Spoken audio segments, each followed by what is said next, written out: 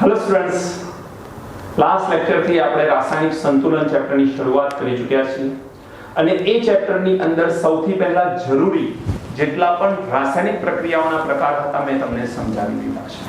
આપણે ટોટલ જેટલા પણ પ્રકાર હતા બધા સમજાવ્યા, પણ એમાંથી આપણે જરૂર છે ઉષ્મા શોષક, ઉષ્મા ક્ષેપકની અને પ્રતિવર્તી અને અપ્રતિવર્તી પ્રક્રિયાઓ, જેને મેં તમને બહુ જ ડિટેલમાં પ્રોપરલી સમજાવી દીધું છે. હવેનો જે પોઈન્ટ છે એ અગત્યનો છે અને આજનું લેક્ચર સમજ પડશે તો આવતીકાલથી તમને કેટલાક ક્વેશ્ચન અને કેટલીક થિયરીમાં પણ સમજ પડશે. એટલે આજનું લેક્ચર ખૂબ અગત્યનું છે. એટલે છેક સુધી પ્રોપરલી એની નોટ બનાવવાની અને રિવિઝન કરી આજે જ ફરીથી આ લેક્ચર જોવું ખૂબ અગત્યનું છે. ઓકે, શું છે રાસાયણિક પ્રક્રિયામાં સંતુલન? જો સંતુલન બે પ્રકારના ભણીશું આપણે આ ચેપ્ટરની અંદર. એક રાસાયણિક સંતુલન અને બીજું ભૌતિક સંતુલન. હવે બંનેમાં ફરક શું છે? તો ફરક ઘણો છે. રાસાયણિક સંતુલન એટલે શું? તો જેમાં રાસાયણિક પ્રક્રિયા થતી હોય અને સંતુલન સ્થપાતું હોય તો તે રાસાયણિક સંતુલન કહેવાશે. અને ભૌતિક સંતુલન એટલે શું? તો જેમાં રાસાયણિક પ્રક્રિયા નથી થતી પરંતુ માત્ર પદાર્થની ભૌતિક અવસ્થા બદલાય છે. અને પદાર્થની ભૌતિક અવસ્થા બદલાય, જેમ કે H2O સોલિડ માંથી H2O લિક્વિડ બન્યું તો છે તો H2O જ, પણ સોલિડ થી શું બન્યું? લિક્વિડ. અથવા H2O લિક્વિડ માંથી H2O ગેસ બને છે તો શું બન્યું? લિક્વિડ થી ગેસ. ધેટ મીન્સ માત્ર અવસ્થા બદલાય તો તેને આપણે ભૌતિક સંતુલન તરીકે ઓળખીએ છીએ. એટલે તમને ખ્યાલ રહેવો જોઈએ રાસાયણિક સંતુલન શું છે, ખ્યાલ રહેવો જોઈએ ભૌતિક સંતુલન શું છે. અગત્યનું આ ચેપ્ટરમાં રાસાયણિક સંતુલન જ છે અને ત્યાંથી આપણે શરૂઆત કરીશું. ચેપ્ટરમાં બુકની અંદર જે સિસ્ટમ આપી છે સિસ્ટમથી આપણે આગળ નથી વધી રહ્યા, એટલે તમે બુક સાથે મહેરબાની કરીને આને કમ્પેર કરશો તો પસ્તાશો. બધા જ પોઈન્ટ આવી જશે પણ એક અલગ સિસ્ટમથી આપણે બધા પોઈન્ટને કવર કરીશું. તો સૌથી પહેલા પોઈન્ટ સમજીએ છીએ રાસાયણિક સંતુલન. જો માનો કે તમારી પાસે કોઈ A ઘટક છે અને આ A ઘટકમાંથી B ઘટક બને છે અને ફરી પાછો B માંથી A પણ બને છે. બીજી એક વાત બીજું ધ્યાનથી સમજી લેજો કે સંતુલનને રજૂ કરવા માટેની પદ્ધતિ છે કે તમે બે બાજુ હાફ એરો કરો અથવા બંને બાજુ સંપૂર્ણ એરો કરો. જે લાસ્ટ લેક્ચરમાં મેં સમજાવ્યું હતું ફરી એકવાર યાદ કરાવી દઉં. અથવા એક જ લાઈનમાં બંને બાજુ એરો કરી દો. તો આમાંથી કોઈ પણ પદ્ધતિનો તમે યુઝ કરશો એ પદ્ધતિ દ્વારા તમને શું પ્રાપ્ત થઈ શકે છે? સંતુલન પ્રાપ્ત થઈ શકે છે. એટલે સંતુલનને દર્શાવવાની આ પદ્ધતિ છે કે તમે બે હાફ એરો અથવા બે ફૂલ એરો અથવા એક જ લાઈનમાં બે બાજુ એરો બતાવી દો. ઓકે, ગમે તે રીતે લખશો વાત એની એ જ આવશે. હવે એ પ્રક્રિયક અને B ને જો નિપજ તરીકે ગણવામાં આવે તો A માંથી B બને એને RF અને B માંથી A બને એને આપણે RB તરીકે ઓળખીએ છીએ. હવે RF એટલે શું? તો ધ્યાન રાખજો, RF એટલે પુરોગામી પ્રક્રિયાનો વેગ.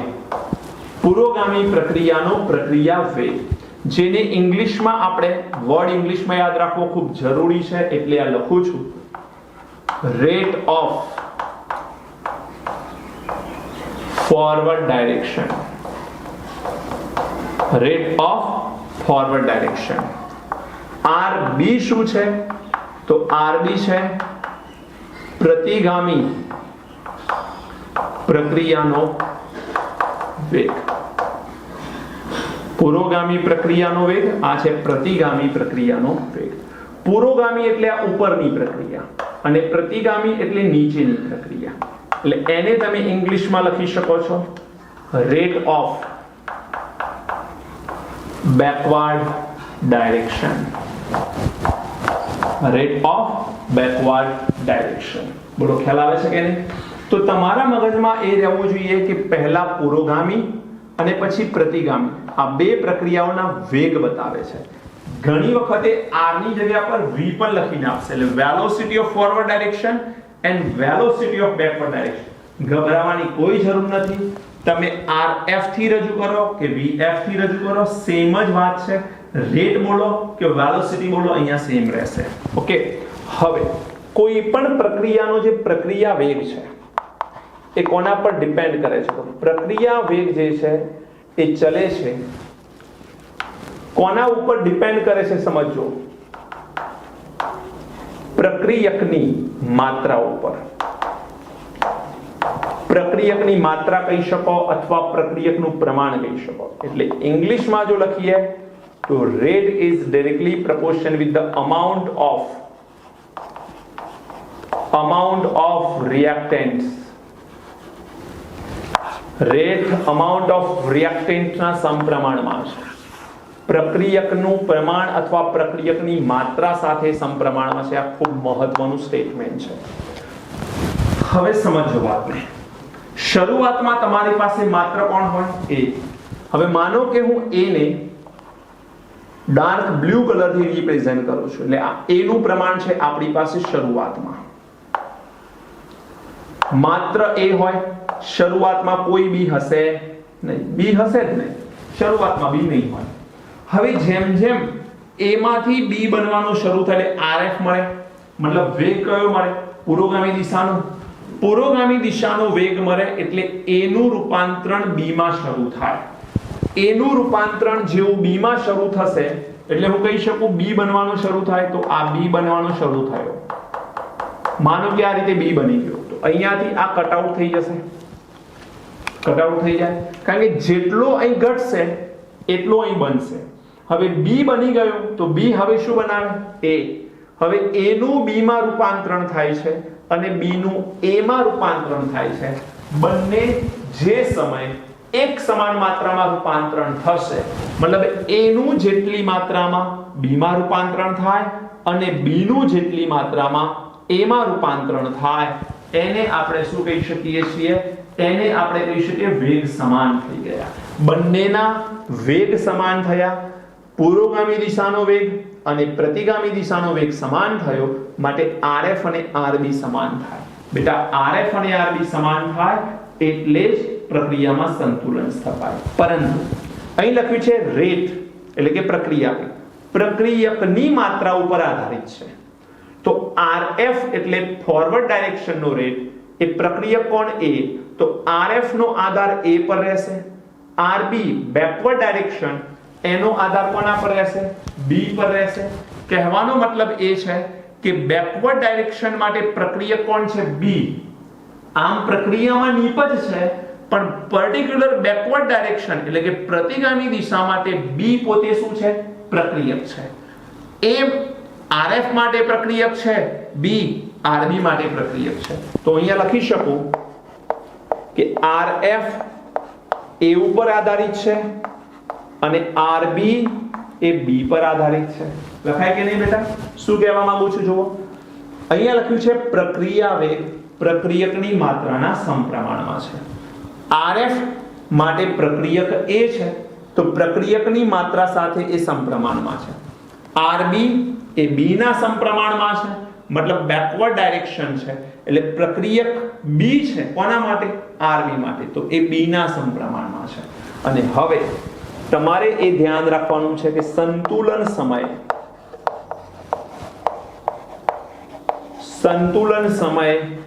RF RB થાય. મતલબ A નું જેટલી માત્રામાં B માં રૂપાંતરણ થાય એટલું જ B નું A માં રૂપાંતરણ થાય. A નું B માં અને B નું A માં સમાન માત્રામાં રૂપાંતરણ થાય. તો હું લખી શકું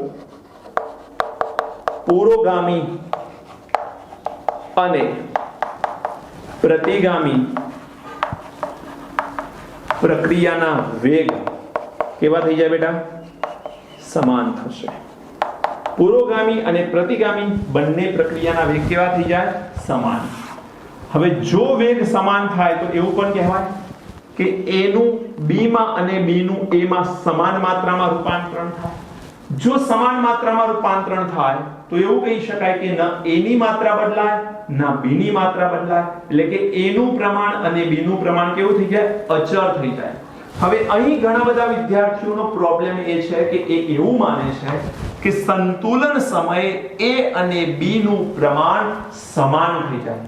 ના, અચળ થઈ જાય. સમાન થઈ શકે.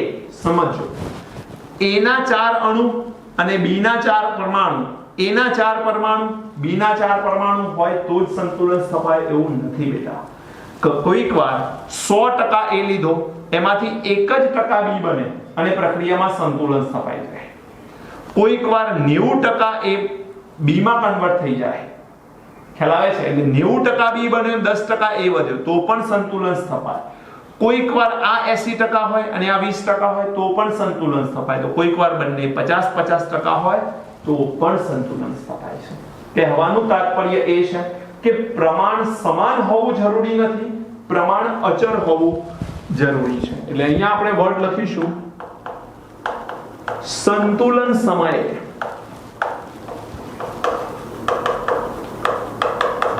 પ્રક્રિયકોનું પ્રમાણ અને નિપજોનું પ્રમાણ કેવું રહેશે? અચળ રહેશે. સંતુલન સમયે પ્રક્રિયકોનું પ્રમાણ અને નિપજોનું પ્રમાણ સમાન રહેશે, અચળ રહેશે. સમાન નહીં, સમાન હોઈ શકે એ એક કન્ડિશન છે. પણ સંતુલન 3 રીતે સ્થપાય. કોઈક વાર નિપજનું પ્રમાણ વધારે હોય અને પ્રક્રિયકનું પ્રમાણ ઓછું હોય તો પણ સંતુલન સ્થપાય. કોઈક વાર પ્રક્રિયકનું પ્રમાણ વધારે હોય, નિપજનું પ્રમાણ ઓછું હોય તો પણ સંતુલન સ્થપાય. તો કોઈક વાર બંને પ્રમાણ સમાન હોય તો પણ સંતુલન સ્થપાય. એટલે સમાન હોય અને સંતુલન સ્થપાય એવું શક્ય છે, ના નથી પાડતું, પણ હર કેસમાં, પ્રત્યેક કેસમાં પ્રમાણ સમાન હોવું જરૂરી નથી.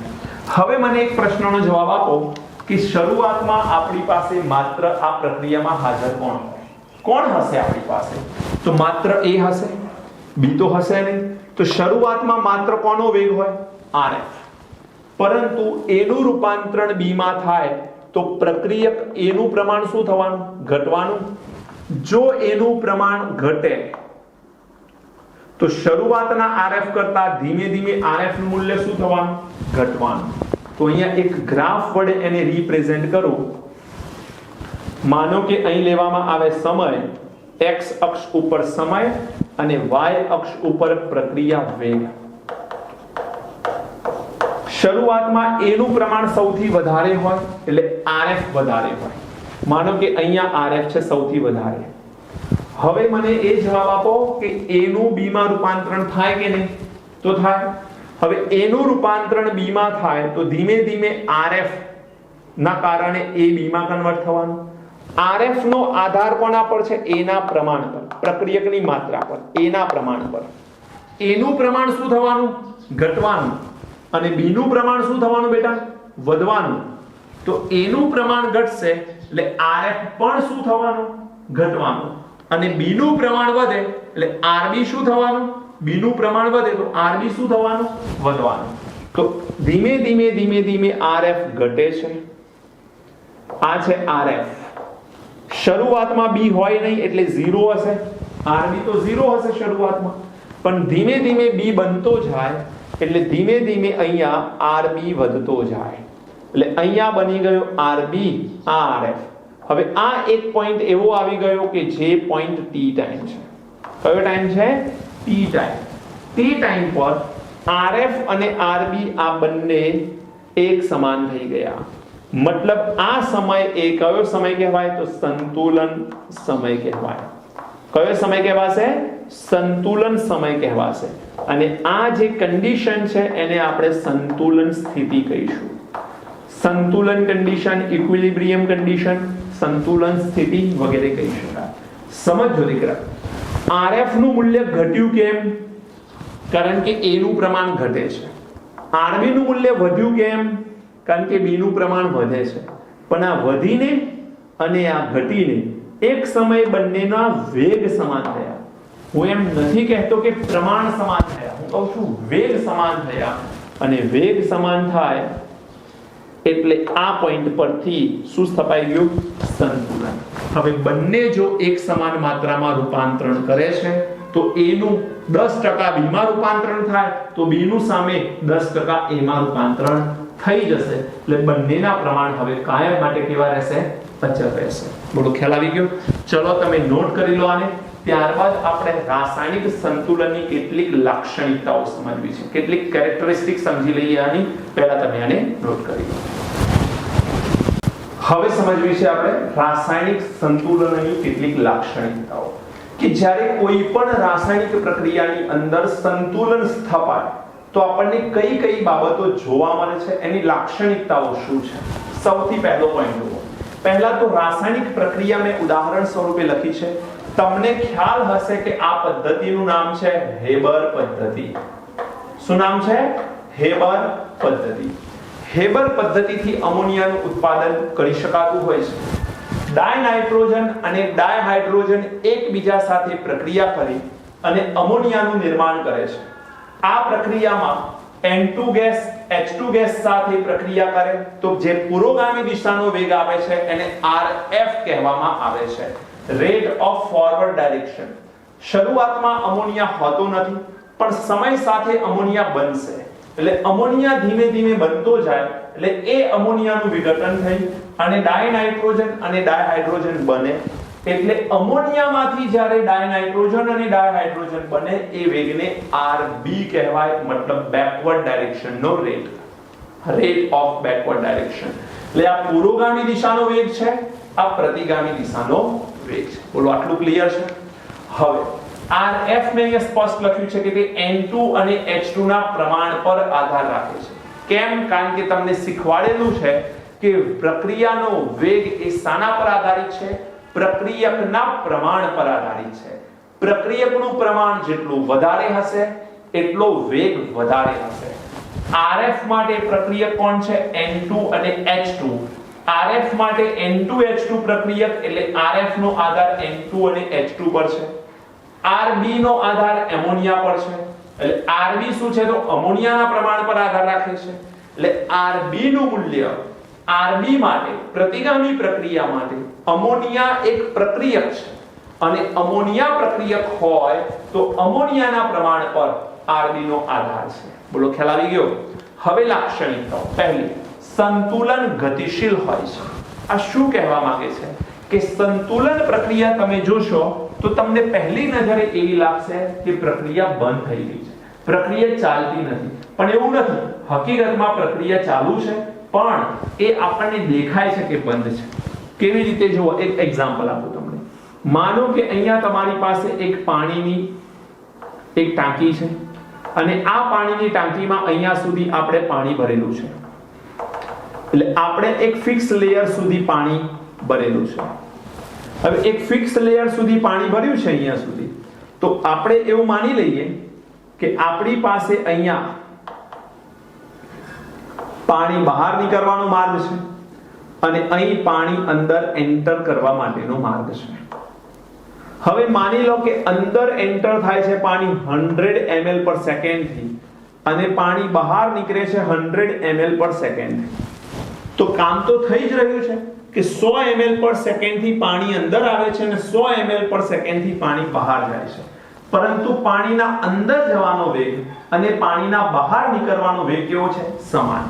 અને વેગ સમાન છે એટલે આ પાણીની જે સપાટી છે, પાણીનું જે લેવલ છે એ લેવલ બદલાશે નહીં. એટલે જો હું આના ઉપર કંઈક ઢાંકી દઉં અને કોઈ X વ્યક્તિને જઈને પૂછું કે આમાં કોઈ કામ થઈ રહ્યું છે, તો એ વ્યક્તિ પાણીના લેવલને જોઈને શું કહેશે કે કામ થઈ રહ્યું નથી. હકીકતમાં તો કામ થઈ રહ્યું છે. જેટલા વેગથી પાણી બહાર આવે છે એટલા જ વેગથી પાણી અંદર જાય છે અને માટે આપણને શું લાગે છે કે પ્રક્રિયા થતી નથી. બોલો ખ્યાલ આવે છે કે? બીજું ઉદાહરણ આપું છું. ધારો કે આ જ એક્ઝામ્પલ છે જેમાં ડાયનાઇટ્રોજનની પ્રક્રિયા ડાયહાઇડ્રોજન સાથે થઈ રહી છે અને આ પ્રક્રિયાની અંદર આપણને અમોનિયા મળે છે. શું મળે છે? અમોનિયા. અત્યારે સંતુલન છે. હવે સંતુલન સમયે ડાયનાઇટ્રોજન, ડાયહાઇડ્રોજન અને અમોનિયાનું પ્રમાણ ફિક્સ થઈ ગયું હશે. હવે એ બદલાતું નથી. તો આપણને પહેલી વાર તો એમ લાગે કે તમે અમોનિયામાંથી નાહી નાઇટ્રોજન અને હાઇડ્રોજન બને છે, નાહી નાઇટ્રોજન અને હાઇડ્રોજનમાંથી અમોનિયા બને. મતલબ પ્રક્રિયા બંધ થઈ ગઈ હોય એવું લાગે. પણ માનો કે હું તમને એમ કહું કે ના, પ્રક્રિયા તો ચાલુ છે, પણ જેટલા વેગથી પુરોગામી દિશામાં થાય છે એટલા જ વેગથી પ્રતિગામી દિશામાં થાય. તો તમે સ્વીકારી લો કે સર ચલો માની લઈએ. પણ હું કેવી રીતે કહી શકું કે આ પ્રક્રિયા ખરેખર ચાલુ છે? તેના માટે આપણે એક પ્રયોગ કરવો પડે. શું પ્રયોગ કરવો પડે? તમને લોકોને ખ્યાલ હશે કે મેં જ્યારે સમસ્થાનિક ભણાવ્યા તો સમસ્થાનિકમાં મેં એવું સ્પષ્ટ કીધું હતું કે સમસ્થાનિકો રાસાયણિક દ્રષ્ટિએ એક સમાન ગુણધર્મો ધરાવે, કારણ કે પ્રત્યેક સમસ્થાનિકની અંદર ઇલેક્ટ્રોનની સંખ્યા તો સમાન જ છે. એટલે હાઇડ્રોજનમાં ઇલેક્ટ્રોન 1 છે તો એનો એક સમસ્થાનિક ડ્યુટેરિયમ છે, એમાં પણ ઇલેક્ટ્રોન કેટલો છે? 1 જ છે, ખાલી ન્યુટ્રોનનો ફરક હોય છે. તો ડાયનાઇટ્રોજન, ડાયહાઇડ્રોજન અને અમોનિયા બની અને આ પ્રક્રિયા જો બંધ થઈ ગઈ હોય અને જો હું બહારથી થોડુંક ડ્યુટેરિયમ એડ કરું તો પ્રક્રિયા બંધ થઈ ગઈ હોય તો ડ્યુટેરિયમ એમનો એમ રહેવો જોઈએ. પણ થોડાક સમય પછી ચેક કરતા મળ્યું કે અહીંયા ND3 પણ બને છે, અહીંયા NDH2 પણ બને છે, અહીંયા ND2H પણ બને છે. આ બધું શું બતાવે છે? કે ડાયનાઇટ્રોજને ડાયહાઇડ્રોજન સાથે પ્રક્રિયા કરી અમોનિયા તો બનાવ્યો જ, એવી રીતે ડાયનાઇટ્રોજન ડ્યુટેરિયમ સાથે પ્રક્રિયા કરી ND3, ડાયનાઇટ્રોજન હાઇડ્રોજન અને ડ્યુટેરિયમ બંને સાથે પ્રક્રિયા કરી NDH2 અને નાઇટ્રોજન હાઇડ્રોજન ડ્યુટેરિયમ સાથે પ્રક્રિયા કરી ND2H જેવા અમોનિયા પણ બનાવે. આ બધા અમોનિયા જ છે, પણ આમાં હાઇડ્રોજનની જગ્યા પર કોણ છે? ડ્યુટેરિયમ છે. બીજું, આનું જ્યારે વિઘટન થાય તો D2 બને, આનું વિઘટન થાય એટલે H2 બને, પણ આનું વિઘટન કે આનું વિઘટન થાય તો આમાં DH પણ મળે. એક ડ્યુટેરિયમ અને એક હાઇડ્રોજનનું જોડાણ પણ આપણને મળ્યું. કહેવાનો મતલબ એ છે કે સંતુલન જો પ્રક્રિયા અટકી ગઈ હોત, પ્રક્રિયા બંધ થઈ ગઈ હોત તો ડ્યુટેરિયમ ઉમેર્યા પછી ડ્યુટેરિયમ એઝ ઇટ ઇઝ રહેવો જોઈએ, પરંતુ આપણને ND3, NDH2, ND2H અને DH જેવા પદાર્થ મળે છે. એનો અર્થ એ છે કે આ પ્રક્રિયા પુરોગામી દિશામાં પણ થઈ રહી છે અને આ પ્રક્રિયા પ્રતિગામી દિશામાં પણ થઈ રહી છે. એટલે સંતુલન સમયે પ્રક્રિયા ચાલુ જ હોય છે એવું આપણે કહી શકીએ.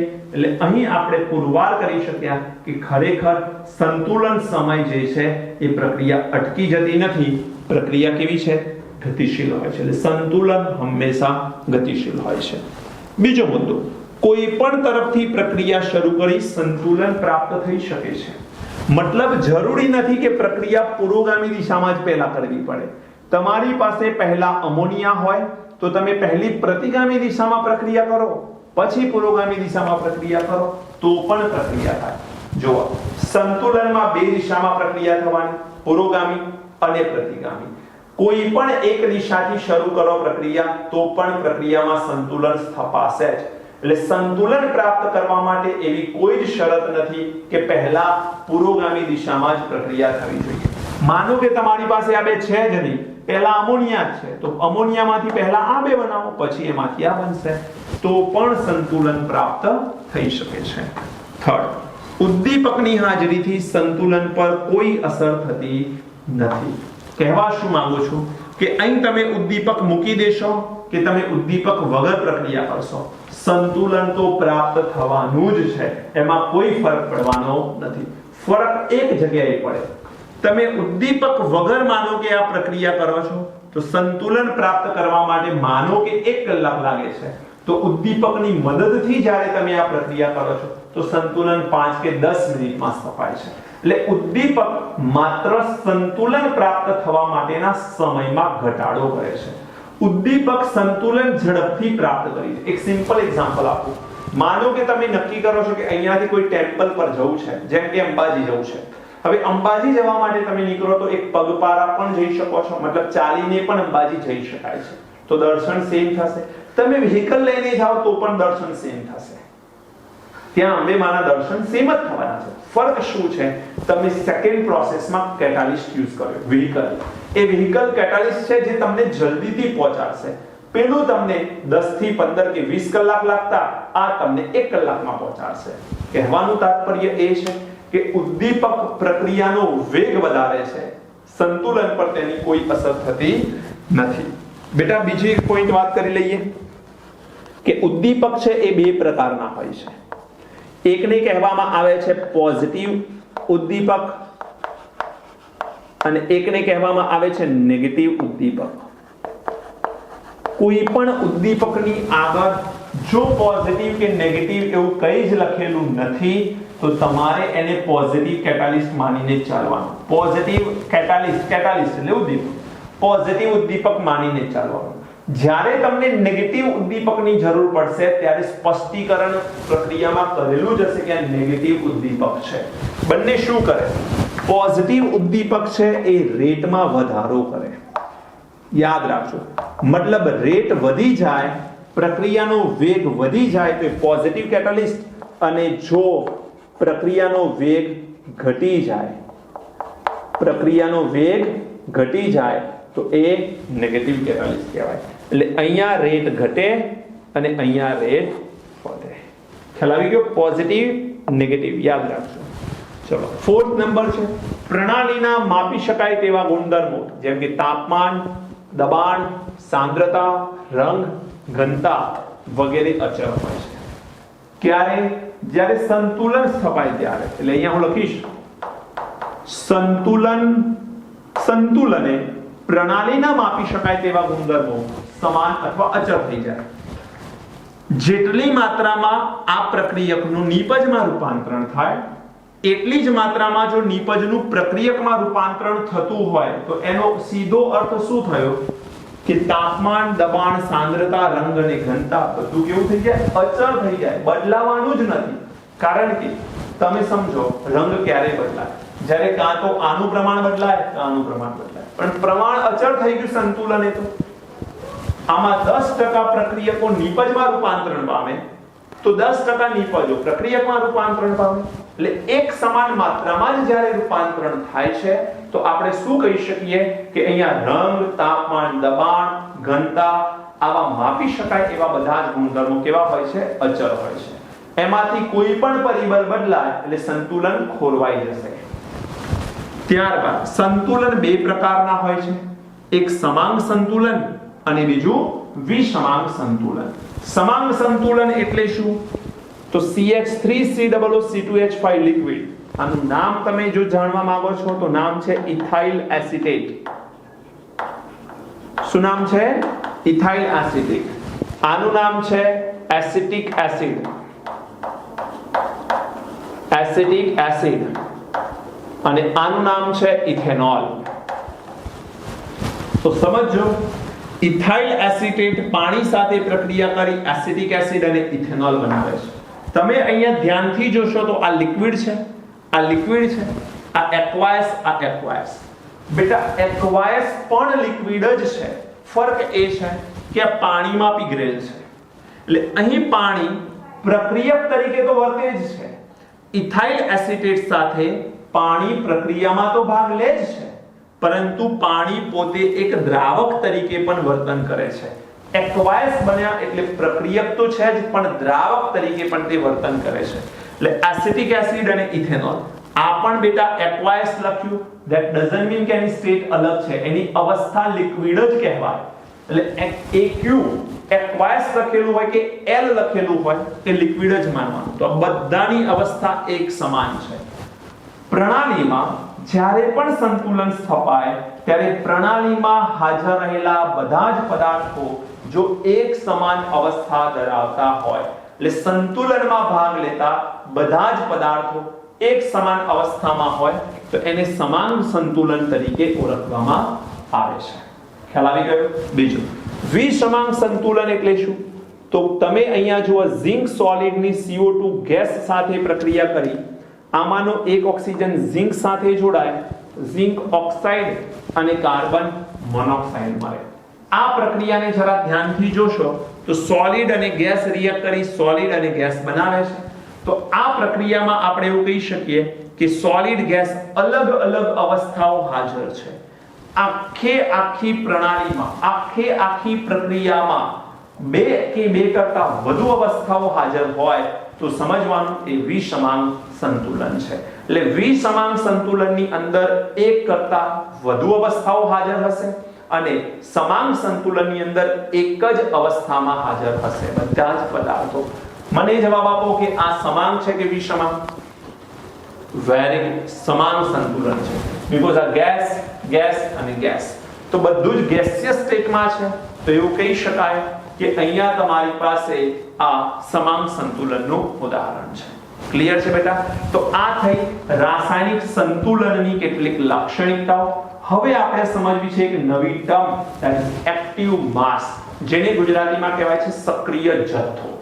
આજના જમાનામાં સક્રિય જથ્થો આ વર્ડ ખૂબ ઓછો વપરાય છે, એની જગ્યાએ સાંદ્રતાના એકમો વપરાય છે. પણ છતાં પણ કેમિસ્ટને શરૂઆતમાં જે તકલીફ પડી હતી એ તકલીફ માટે એમને સૌથી પહેલા ટર્મ જે ડિફાઇન કરી એ હતી સક્રિય જથ્થો. શું છે સમજીએ.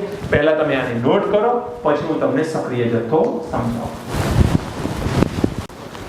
ચલો મિત્રો, હવે વાત કરવી છે સક્રિય જથ્થો. જો સક્રિય જથ્થો મેં વાત કરી એ પ્રમાણે કે કેમિસ્ટને શરૂઆતમાં સાંદ્રતાના એકમો જ્યાં સુધી શોધાયા નહોતા ત્યાં સુધી કોઈ પણ પ્રક્રિયાને રજૂ કરવા માટે એક ટર્મની જરૂર હતી, એક પોઈન્ટની જરૂર હતી, એક નામની જરૂર હતી, અને એ નામ એટલે સક્રિય જથ્થો. હવે આ શું છે? માનો કે કોઈ વ્યક્તિ કે કોઈ કેમિસ્ટ કે કોઈ વૈજ્ઞાનિક કે કોઈ સ્ટુડન્ટ કોઈ પણ પ્રક્રિયા કરવા માટે પ્રક્રિયકનો જે જથ્થો લે છે એ આખો જથ્થો શું પ્રક્રિયામાં વપરાઈ જવાનો છે? તો કદાચ ના. એ લીધેલા પ્રક્રિયકના જથ્થામાંથી જેટલો ભાગ સક્રિય રીતે પ્રક્રિયા કરે એને સક્રિય જથ્થો કહેવામાં આવે છે. ફરી બોલું છું, સમજો. લીધેલા પ્રક્રિયકના જથ્થામાંથી જેટલો ભાગ જથ્થો અથવા પ્રક્રિયકનો જેટલો જથ્થો પ્રક્રિયામાં ભાગ લેશે એને આપણે સક્રિય જથ્થો કહીશું. એટલે માનો કે તમે 100 ગ્રામ જથ્થો લીધો, એમાંથી 50 ગ્રામ જો સક્રિયતાની રીતે પ્રક્રિયામાં ભાગ લે છે તો સક્રિય જથ્થો 50 કહેવાશે. બોલો, ખ્યાલ આવે છે? 100 માંથી માનો કે 90 ગ્રામે પ્રક્રિયામાં ભાગ લીધો તો સક્રિય જથ્થો 90 કહેવાશે, અને 100 માંથી જો 2 ગ્રામ જ પ્રક્રિયામાં ભાગ લે તો સક્રિય જથ્થો 2 કહેવાશે. એમ સક્રિય જથ્થો એ જથ્થો છે જે લીધેલા જથ્થામાંથી પ્રક્રિયામાં ભાગ લેતો જથ્થો. ખ્યાલ આવી ગયો? શું કહે છે?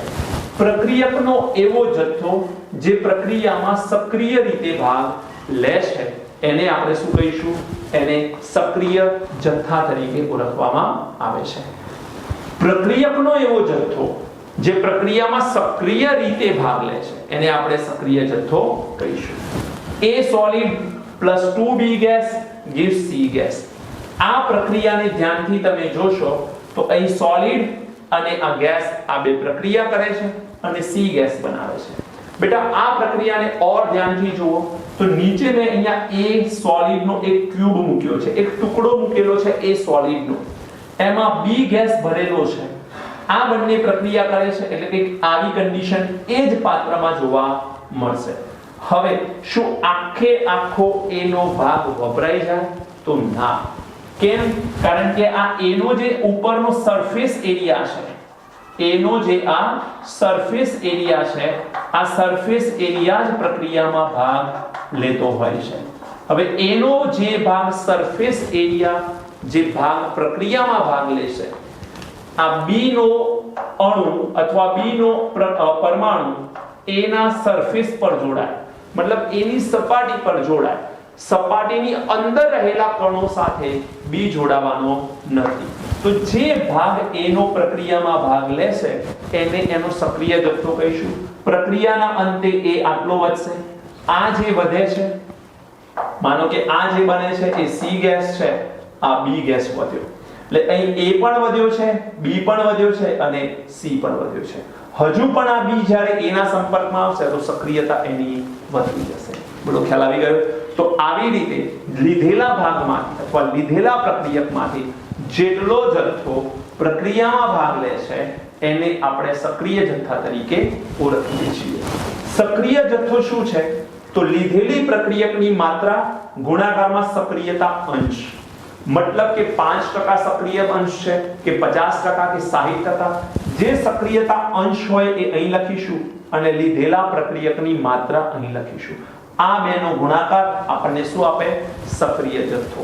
અત્યારના જમાનામાં સક્રિય જથ્થાને મોલ પર લીટર એકમમાં દર્શાવવામાં આવે છે. મોલ પર લીટર એકમમાં સક્રિય જથ્થાને દર્શાવવામાં આવે છે. આધુનિક પદ્ધતિમાં સક્રિયતા અંશ, આ સક્રિયતા અંશની વેલ્યુ 1 ગણી લેવામાં આવે છે. સક્રિયતા અંશ 1 ગણવામાં આવે છે આધુનિક પદ્ધતિમાં. શા માટે? આ ટુકડો હોય તો ટુકડાની સપાટીના અણુઓ સક્રિયતા અંશ તરીકે વર્તે. ટુકડાની મધ્યમાં રહેલો ભાગ, વચ્ચે રહેલો ભાગ એ સક્રિય હોય નહીં. પણ માનો કે હું ટુકડાને તોડી નાખું અને પાવડર ફોર્મમાં કન્વર્ટ કરી લઉં, તો જે પાવડરમાં નાના નાના કણો આવ્યા, પાવડર સ્વરૂપે ટુકડાના જે નાના નાના કણો આવ્યા, એ પ્રત્યેક કણ જે છે એ સક્રિય રહેશે.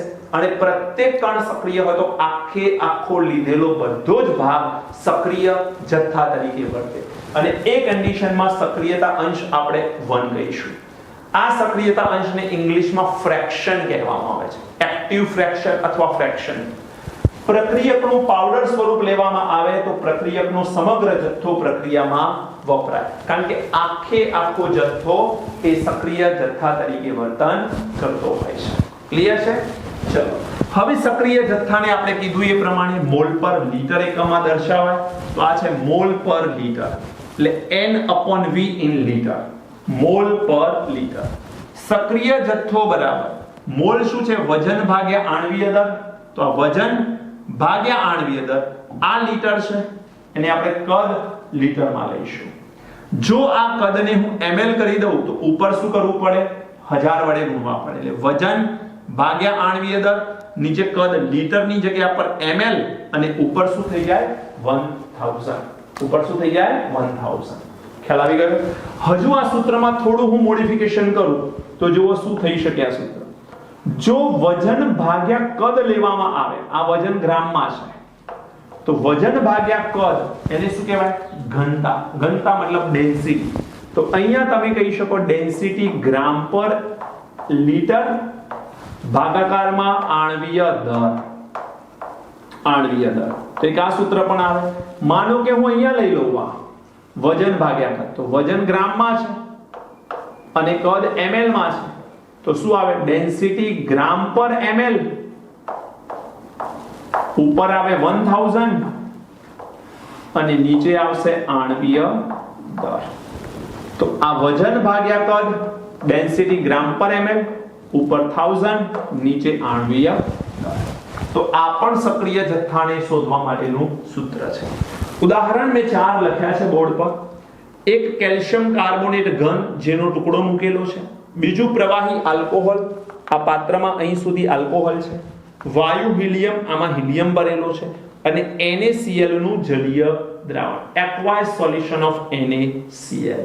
ઓકે, હવે જોઈએ આના સક્રિય જથ્થાને કેવી રીતે દર્શાવાય. જો મારે સક્રિય જથ્થો બતાવવો છે, આ સૂત્રનો હું યુઝ કરું તો ઉપર આવે weight of calcium carbonate upon આણ્વીય દર, molecular mass of calcium carbonate ગુણ્યા કદ લીટરમાં. હવે કદ કોનું? શું આખા પાત્રનું? તો ના, કેલ્શિયમ કાર્બોનેટનું કદ. તો અહીંયા આવે વોલ્યુમ ઓફ કેલ્શિયમ કાર્બોનેટ, પણ એ પણ શામાં? લીટરમાં. છે પોતે સોલિડ, લીટરમાં કદ લાવવાનું. શું કરશો બોલો? તમને પહેલા ચેપ્ટરમાં શરૂઆતમાં મેં કદનું રૂપાંતરણ સમજાવ્યું છે, કેટલાક એકમ રૂપાંતરણ સમજાવ્યા. તમારે શું કરવું પડે? લંબાઈ ગુણ્યા ઊંડાઈ ગુણ્યા ઊંચાઈ, લંબાઈ અને પહોળાઈ એનો ગુણાકાર કરવો પડે. એ મીટરમાં આવશે. મીટર ગુણ્યા મીટર ગુણ્યા મીટર એટલે મીટર ક્યુબમાં અહીંયા તમારું કદ આવશે. એ મીટર ક્યુબને લીટરમાં કન્વર્ટ કરવાનું તમને શીખવાડેલું છે. તો એ યુનિટનો યુઝ કરી મીટર ક્યુબને લીટરમાં કન્વર્ટ કરશો એટલે સક્રિય જથ્થો મળશે. પ્રવાહી આલ્કોહોલની વાત કરું અને એનો જો મારે સક્રિય જથ્થો શોધવો હોય તો શું કરીશું બોલો? સક્રિય જથ્થો અહીં આવશે weight of alcohol. આલ્કોહોલનું વજન, નીચે આવશે જે આલ્કોહોલ હોય એનો મોલર માસ. આલ્કોહોલનું મોલર માસ ગુણાકારમાં વોલ્યુમ કોનું? આલ્કોહોલનું. અને એ પણ શામાં? લીટરમાં. જો તમે ml માં લેવા માંગો છો ઉપર 1000 વડે ગુણી દો. બેટા આલ્કોહોલનું કદ એ આટલું છે, જ્યારે પાત્રનું કદ મોટું છે. એટલે પાત્રના કદ કરતા આલ્કોહોલનું કદ કેવું છે? નાનું છે. તો આ આલ્કોહોલનું કદ તમારે અહીંયા લેવાનું. હિલિયમની વાત કરીએ તો આમાં જો મારે સક્રિય જથ્થો શોધવો છે, શું કરીશું બોલો? સક્રિય જથ્થો બરાબર weight of helium upon molecular mass of helium into volume of helium. હિલિયમની જગ્યાએ અહીંયા હું લખીશ વેસલ. વેસલ મતલબ પાત્ર. પાત્રનું કદ લેવાનું આખા, પાત્રનું કદ લેવાનું આખા, કારણ કે કોઈ પણ વાયુને જે પાત્રમાં ભરવામાં આવે એ પાત્રના કદ જેટલું જ એ વાયુનું કદ થઈ જાય. હવે છે NaCl નું જલીય દ્રાવણ. NaCl નું જલીય દ્રાવણ એક પાત્રમાં ભર્યું છે, તમને કદાચ દેખાતું હશે ત્યાંથી. NaCl નું જલીય દ્રાવણ આ પાત્રમાં ભર્યું છે. તો આ પાત્રનું જે કદ છે એ આખે આખા કદમાં NaCl સમગ્ર ભર્યું નથી. જેટલું NaCl નું કદ છે એ જ લઈશું. તો અહીંયા મારે જો સક્રિય જથ્થાનું સૂત્ર લખવું હોય તો સક્રિય જથ્થો બરાબર weight of NaCl upon molecular mass of NaCl into volume of solution. Solution मतलब દ્રાવણ. દ્રાવણનું કદ શામાં લઈશું બેટા? લીટરમાં. તો કોઈ પણ પદાર્થ ઘન હોય, પ્રવાહી હોય, વાયુ હોય કે જલીય દ્રાવણ હોય, આ સૂત્રો મેં બધા માટે અલગ અલગ લખ્યા છે. એની મદદથી આપણે શું શોધી શકીએ? સક્રિય જથ્થો શોધી શકીએ. ક્લિયર છે? મેં તમને ડેન્સિટીના ફોર્મ્યુલા પણ આપી દીધા અને અલગ અલગ વેઇટના ફોર્મ્યુલા પણ આપી દીધા. હવે જે આપણે વાત કરવી છે એક પોઈન્ટ છે જે તમારે કાયમ માટે યાદ રાખવાનો છે. આ પોઈન્ટ ખૂબ અગત્યનો છે અને પોઈન્ટ શું કહે છે સમજજો. શુદ્ધ ઘન કે શુદ્ધ પ્રવાહી માટે, શુદ્ધ ઘન હોય કે શુદ્ધ પ્રવાહી હોય, પ્રવાહી માટે ઘનતાની કિંમત હંમેશા અચળ હોય છે. શુદ્ધ ઘન કે શુદ્ધ પ્રવાહી માટે ઘનતાની કિંમત ઓલવેઝ અચળ. હવે તમને પ્રશ્ન થાય કે સર ખબર કેવી રીતે પડે કે આ શુદ્ધ છે? જો બહુ સિમ્પલ ઉદાહરણ આપું છું. માનો કે તમને કહે છે ઝિંક સોલિડ અને અહીં લખે છે H2O લિક્વિડ. તો કોઈ પણ સમીકરણમાં સોલિડ લખીને આપે એટલે શુદ્ધ છે એવું માની લેવાનું, અને L લખીને આપે એટલે એ પણ શુદ્ધ છે એવું માની લેવાનું. જો AQ લખેલું આપે તો એ એક્વાયસ થયું. એક્વાયસ ને શુદ્ધ નથી ગણતા આપણે, પણ L લખેલું આપે L તો એ લિક્વિડ છે, મતલબ એ શુદ્ધ પ્રવાહી છે. આ શુદ્ધ ઘન છે. એટલે શુદ્ધ ઘન અને શુદ્ધ પ્રવાહી હોય તો એની ઘનતા ઓલવેઝ કેવી થશે? અચળ થશે. ઓલવેઝ એની ઘનતા અચળ થાય. તો એવું કહી શકાય કે જો ઘનતા અચળ હશે તો અહીંયા લખીશું આપણે શુદ્ધ ઘન અને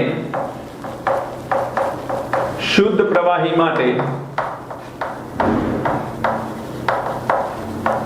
સક્રિય જથ્થો પણ કાયમ માટે અચળ રહેશે.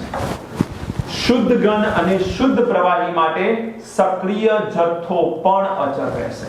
અને આ અચળને આપણે એકમ જથ્થા તરીકે સ્વીકારી લેવામાં આવે છે, મતલબ એક તરીકે સ્વીકારી લેવામાં આવે છે. એટલે જ્યારે પણ શુદ્ધ ઘન કે શુદ્ધ પ્રવાહીના સક્રિય જથ્થાની વાત આવે તેને એકમ માની લેવો. દર વખતે એકમ હોતો નથી, પણ કેમિસ્ટ્રી નક્કી કર્યું છે, રસાયણ વિજ્ઞાનના વૈજ્ઞાનિકોએ નક્કી કર્યું છે કે એને ગણતરીમાં સરળતા માટે કાયમ એક લેવો. એનો યુઝ શું છે આવતીકાલે ખબર પડશે લેક્ચર્સની અંદર, પણ આ પોઈન્ટ ખૂબ મહત્વનો છે. આ પોઈન્ટથી તમે ઘણું બધું સોલ્વ કરવાના છો. શુદ્ધ ઘન અને શુદ્ધ પ્રવાહી માટે સક્રિય જથ્થો અચળ, અને એ પણ કેટલો? એકમ. અને આના બીજા કેટલાક એકમો, સક્રિય જથ્થાના બીજા કેટલાક એકમો આપણે જાણવા છે. એ બીજા એકમોમાં કોણ કોણ હોઈ શકે છે? તો એક છે મોલારિટી, જેને કેપિટલ M વડે પણ બતાવાય છે.